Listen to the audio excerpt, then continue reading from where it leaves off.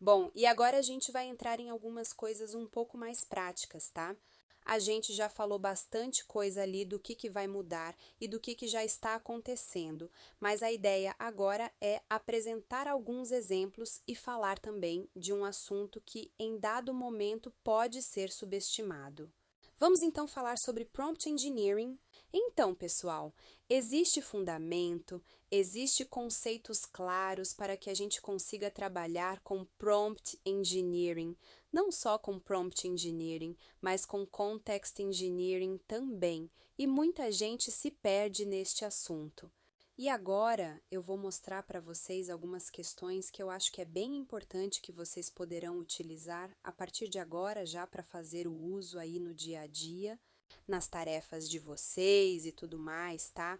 Então, quando a gente fala de Prompt Engineering exclusivo para desenvolvimento, o que a gente espera encontrar aqui? A gente vai utilizar bastante para o processo de exploração, para um processo de contextualização daquele problema que está sendo resolvido, a gente vai usar bastante para o workflow. Na verdade, Prompt Engineering, nesse caso aqui, é a base fundamental para que você consiga criar, de fato, um workflow que te permita fazer todo aquele processo de desenvolvimento. A gente vai conseguir trabalhar com a criação dos planos de ações, das tarefas, o processo de expansão através de research bem feitos e também vamos conseguir trabalhar com o processo de testing, debugging, refactoring, medir performance e tudo mais. Então, tudo que a gente já faz no nosso dia a dia, a gente vai utilizar Prompt Engineering, tá? E aí, galera, uma coisa que a gente precisa entender, como eu falei, Prompt Engineering é um assunto, existe toda uma fundamentação por trás. Uma coisa que a gente precisa entender é que existe um conceito para se criar prompt. Na verdade, existem vários conceitos, vários frameworks que a gente pode utilizar para a criação de prompt. E aí existem frameworks e existem tipos de prompt. É importante a gente não confundir os dois, porque são duas questões diferentes. Quando a gente fala de framework, a gente está falando mais de estrutura. Quando a gente fala de tipos de prompt, a gente está focado em uma saída específica, um objetivo a ser concluído e etapas claras para ele seguir, beleza?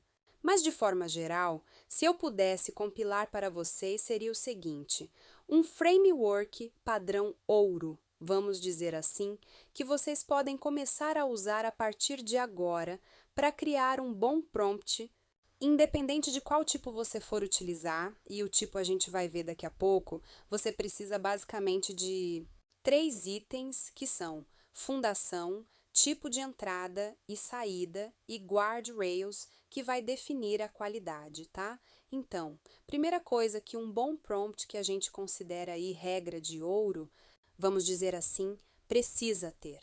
Primeira coisa, fundação, contexto. Você deve definir quem é a persona e qual o escopo, ou seja, qual o papel ele vai atuar. Exemplo, você é um engenheiro de software. E assim por diante. Quais são as limitações daquele escopo? Depois a gente vai ter que definir o objetivo para aquela persona e delimitar o objetivo dentro daquele escopo. Que deve ser feito? O objetivo é o que a gente precisa fazer. E é importante vocês entenderem aqui que aqui é essa parte que muita gente erra, inclusive, é onde a gente precisa ser extremamente claro sobre o que a gente quer fazer, como quer fazer.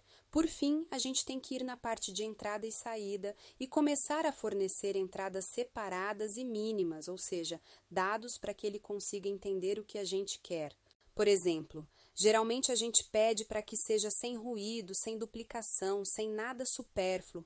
E também preciso definir como eu quero que ele me entregue, o formato de saída. E para finalizar, eu preciso ter guardrails que podem ser a nível de prompt, mas também pode ser a nível de código e várias outras formas.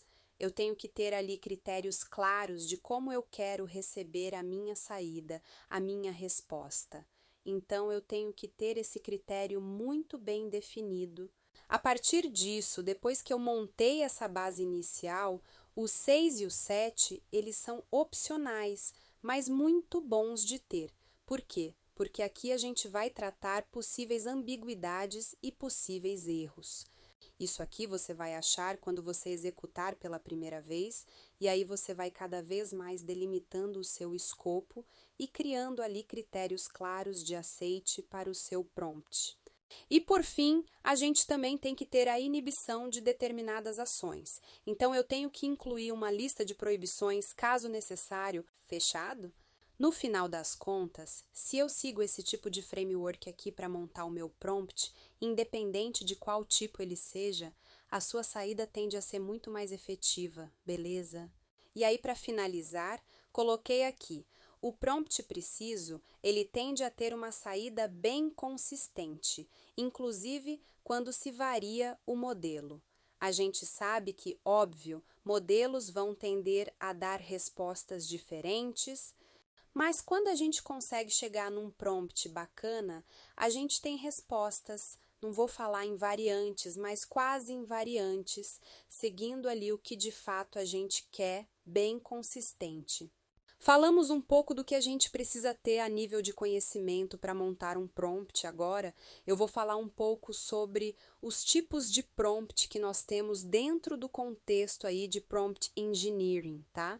Aqui eu separei alguns itens, só na verdade existem vários outros, mas eu separei aqui os mais usados. Eu vou dar alguns exemplos também. Os primeiros são zero shot, one shot ou few shot, bem simples de entender. Então aqui é quando eu peço algo direto, né, o zero shot, quando eu peço algo extremamente direto, ou seja, faça alguma coisa, uma tarefa simples ali bem rápido. Quando eu tenho o one shot e o few shot, basicamente quando eu incluo um ou mais exemplos. Lembra aqui da parte de entrada e saída, eu poderia definir ali um exemplo. E aí se tornaria um tipo de prompt diferente do zero shot ou shot, a depender da quantidade de exemplos. O prompt Chain of Thoughts, COT, ou cadeia de pensamento, é uma técnica em que você instrui a inteligência artificial a dividir um problema complexo em etapas lógicas, sequenciais, antes de dar a resposta final. Isso simula o raciocínio humano e reduz erros em matemática, lógica e programação. REACT, raciocínio pais ação, utiliza a técnica de alternar entre pensar sobre um problema e executar ações práticas no mundo real, como buscar dados na internet ou usar APIs. Ele imita o raciocínio humano para resolver problemas complexos passo a passo. A gente tem um self-consistency, que basicamente ele vai gerar múltiplas respostas e verificar a consistência dessas respostas. Então a gente vai utilizar quando a gente precisa de algo para ser validado, quando a gente precisa de uma confiança um pouco mais alta. A gente tem o Tree of Thoughts, que basicamente vai montar uma árvore de caminhos possíveis, uma árvore de raciocínio possível, para que, baseado nos critérios que você passar, ele vai conseguir explorar essas árvores e chegar na resposta mais adequada para você. Ou seja, ele consegue ser muito mais assertivo, mas tem um custo um pouco maior. E a gente também tem o Skeleton of Thoughts, que basicamente eu vou ofertar para ele lá naquela camada de entrada, uma estrutura primária já bem detalhada, na verdade uma estrutura primária, e depois eu vou detalhá-la e eu posso utilizar ele, por exemplo, para documentações, planos, textos e coisas nesse sentido. Parte boa de utilizar esse tipo de prompt é que você consegue manter a coerência entre as respostas ali que você está trabalhando, beleza? Na próxima aula vou detalhar melhor cada tipo e dar exemplos de utilização. Então, pessoal, o que eu tinha para passar para vocês nesta aula foi basicamente isso. Vejo vocês na próxima aula. Grande abraço e até lá!